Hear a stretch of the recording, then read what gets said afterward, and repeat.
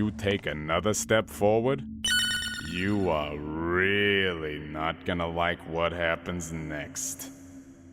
Okay. This is why I never make promises. Alright, let's just get to the point. You know him, you love him, Mr. Stronger Than You himself, the sensation of your screen who makes the view counter scream, Sans Funny Bone Man Undertale. Now, look, we've talked about this guy a lot. Probably more than any reasonable, tax-paying adult should. But among all the Sans fights we've covered, there's always been something of a Goldilocks problem with our favorite skeleton. Sans fights tend to be weird. They either end up with an outcome so confusing it might as well be written in Greek, or he's literally fighting Goku. So today, I'd like to pose a topic that actually explores how one Sans Undertale would realistically stack up against the vast majority of strong fictional characters. No limitless hacks battle, no blowing up the universe, just Sans versus the last member of modern anime's holy trinity of but could he beat them though? The One Punch Man himself, Saitama. Now, I'll be honest, there isn't much narrative reason for these two to fight. They're both the funny haha overpowered guy, notoriously apathetic, dangerous, bald, and yeah, Saitama does have a thing for punching monsters. But really, I didn't pick Mr. One Frame Man over here today for his deep parallels with Sans. I picked him because he's extremely easy to compare with Undertale's main protagonist, Frisk.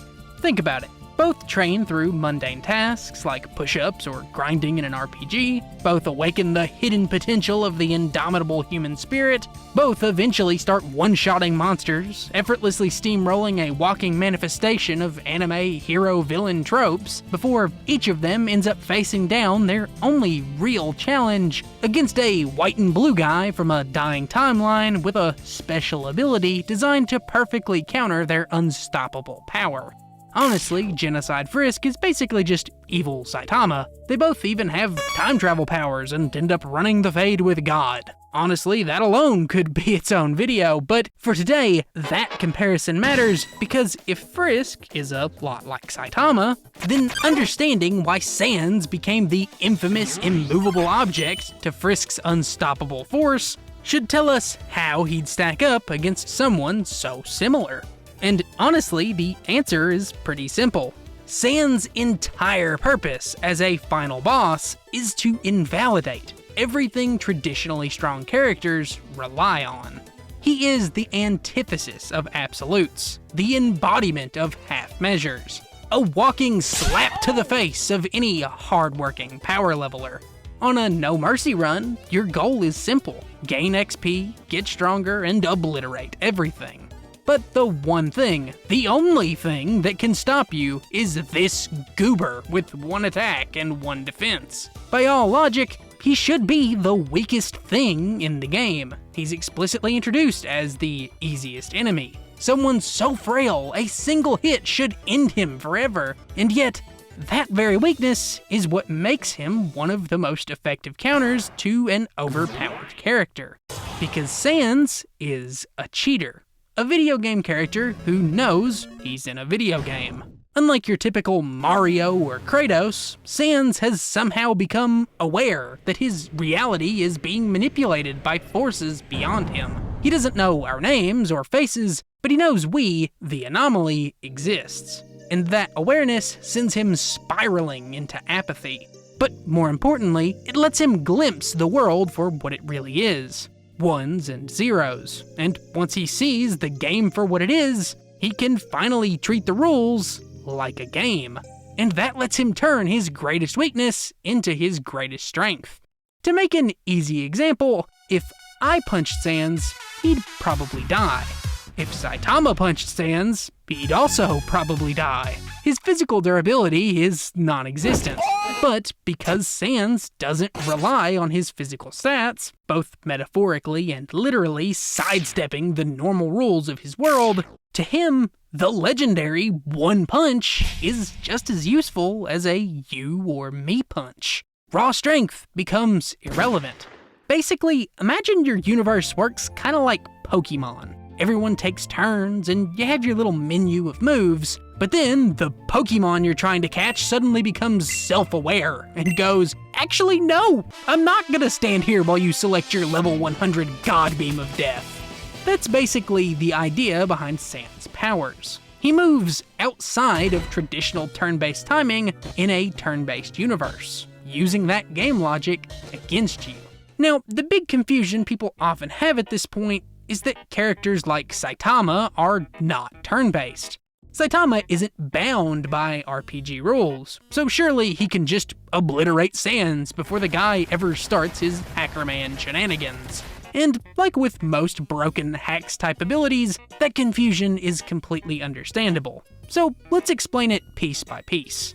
In Undertale, combat happens on the bullet board, this white box where you dodge attacks. For monsters like Sans to use magic, they apply this bullet board to an enemy.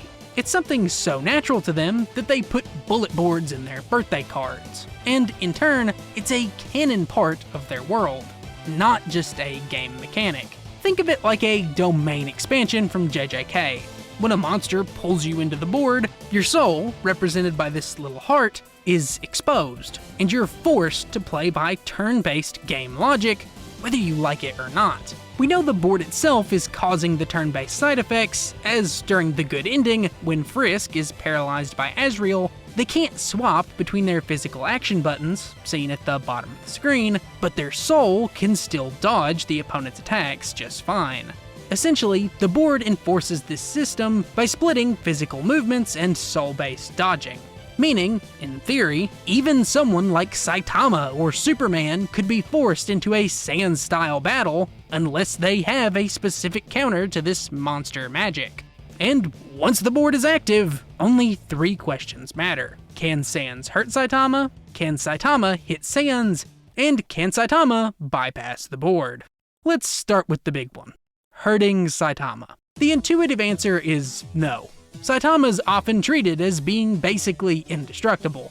A huge chunk of the internet already thinks the guy is straight up omnipotent. And when he's sneezing away planets or casually tanking gamma ray bursts, it's easy to see why. However, to make this answer as uncontroversial as possible and avoid putting a hard number on Saitama that would just make everyone mad, at the absolute bare minimum, we know with 100% certainty that Saitama can get hurt. When the dude himself says on the manga panel that he got hurt before Murata proceeds to write every possible combination of the phrase evenly matched to explain his pitch battle with CFG, it's fair to say Saitama is absurdly strong, but just not completely invulnerable. And that puts him well within Sans' favorite demographic, because Sans deals damage through manipulating the game's damage formula to bypass stats, turning his pitiful one attack into something far more dangerous. He does this with 3 types of damage: soul, frame, and karma. Soul damage is what every monster can do.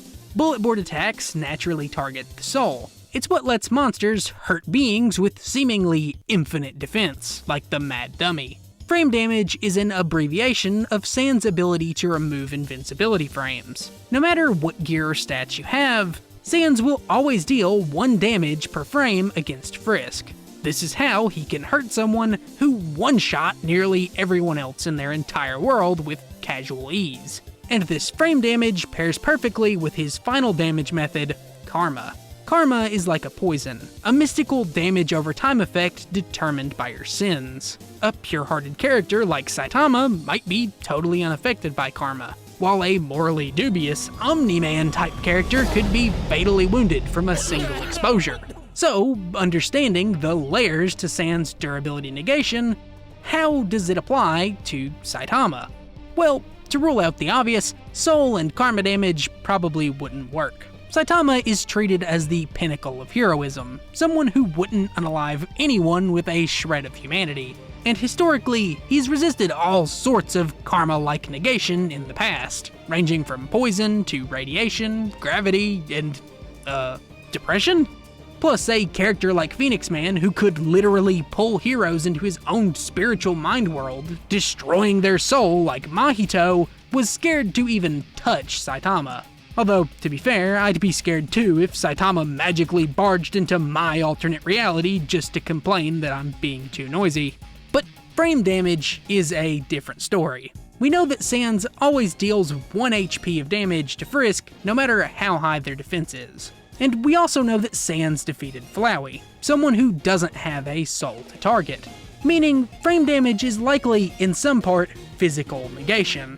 As a baseline, Frisk, amped by their soul, is insanely strong. One regular human is said to equal the strength of all monsters combined, with each of those 10,000 or so monsters having feats ranging in the building levels. So Sans is already negating at least town-level durability effortlessly.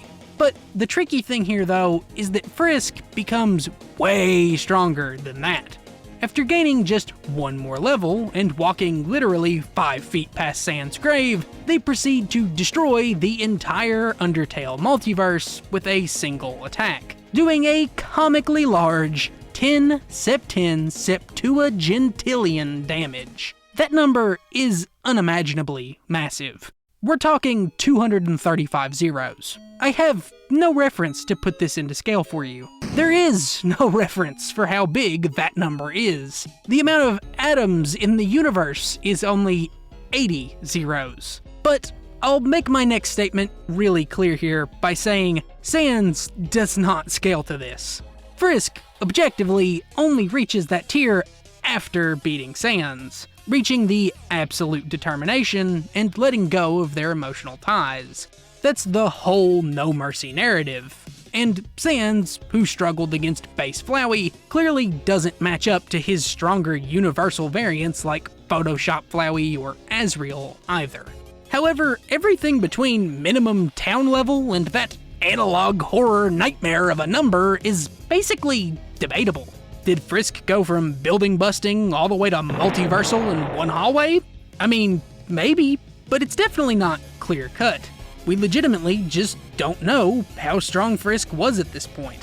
So, of course, Saitama, and basically most of fiction, fits snugly into that gargantuan range of interpretation. But whether you think Saitama is blowing up planets, stars, or entire galaxies with his punches, unless you literally think he's above the universe, there's at least some debate to be had here.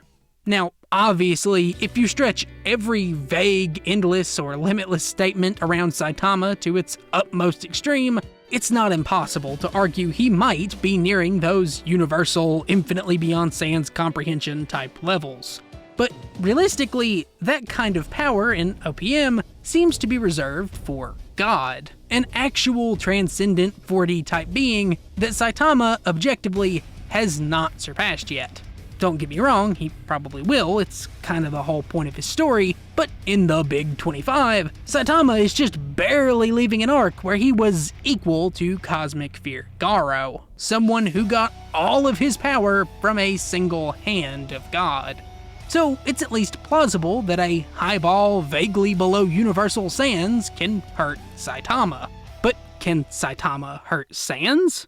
Well, this depends entirely on how you interpret Sans' dodging mechanic. Some people like to drop the whole cheater thing halfway through and assume that Sans is literally dodging Frisk's attacks with pure speed like some sort of anime battle.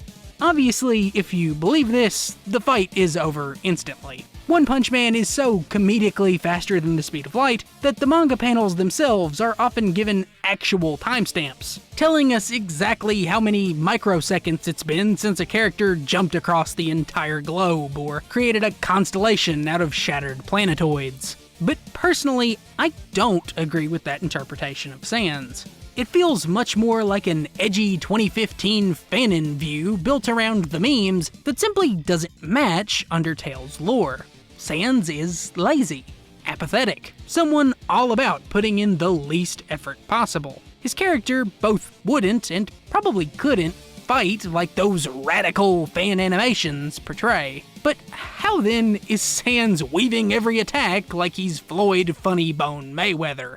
Well, remember how I mentioned that Frisk is shown to control the action buttons using their physical body? Imagine what would happen if Sans attempted to abuse that mechanic. You hit the attack button, the animation plays, it always takes the same amount of time no matter how fast you mash, then Sans just scoots out of the way before he's hit. This animation dodge is a far more accurate concept for what Sans is doing.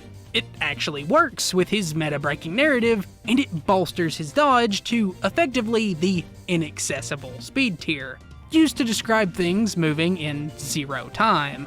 Sans may not be faster than light, but he's faster than action. As long as the bullet board is up, no one else can break turn order without reality warping their way around monster magic itself. And Sans actually has arguments to support this crazy speed interpretation. In the plot of Undertale, Sans' biggest recurring joke is that he takes shortcuts in the wrong direction that always lead to the right area. He stands in 2 places at once, pranks you across space and time with quantum mechanics, and even freezes the entire game to interrogate you about a talking flower. All these frozen time moments blur the line between jokes and real powers, which is exactly the point of Sans' character. So, knowing all that, there are 2 possible ways this fight could end.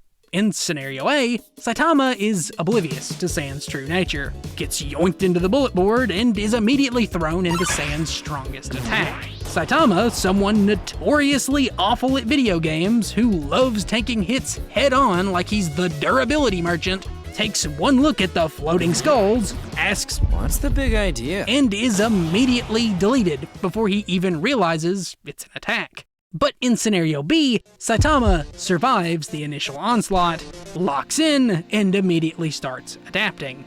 This is Saitama's real superpower, his limitless adaptation.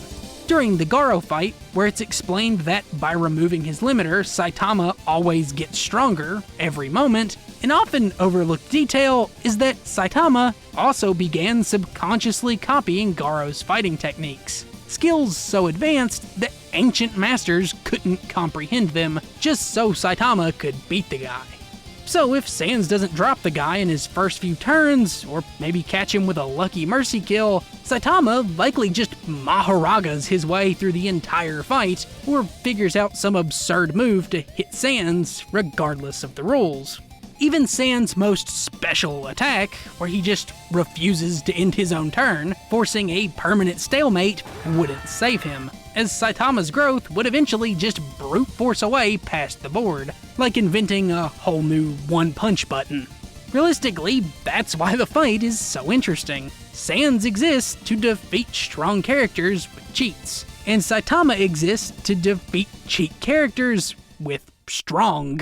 Both characters are vague enough to be hyped to similar massive levels, with a glazed Sans unironically having better arguments to reach his respective god tiers than a current glazed Saitama, while on the flip side, their more consistent lower ends paint the opposite picture of a far more consistent One Punch Man who needs less mental gymnastics to catch a win. It really is a perfect example of how Sans hacks can be interpreted to fight many OP characters, without just pulling the he beat Kara or Azrael arguments that are just plainly wrong.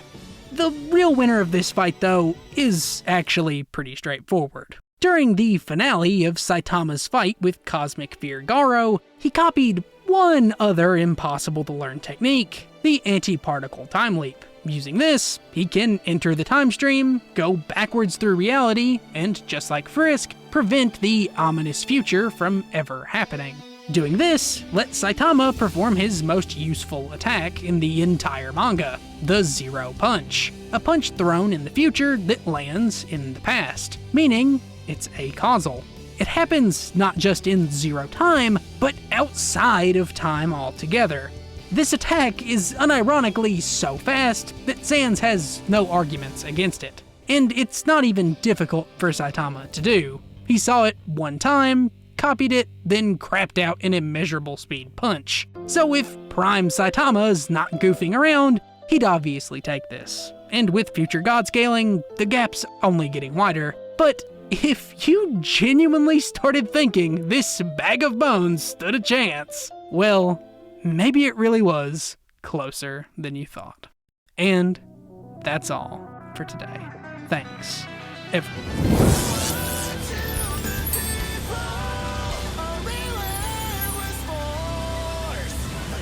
Right here, right now.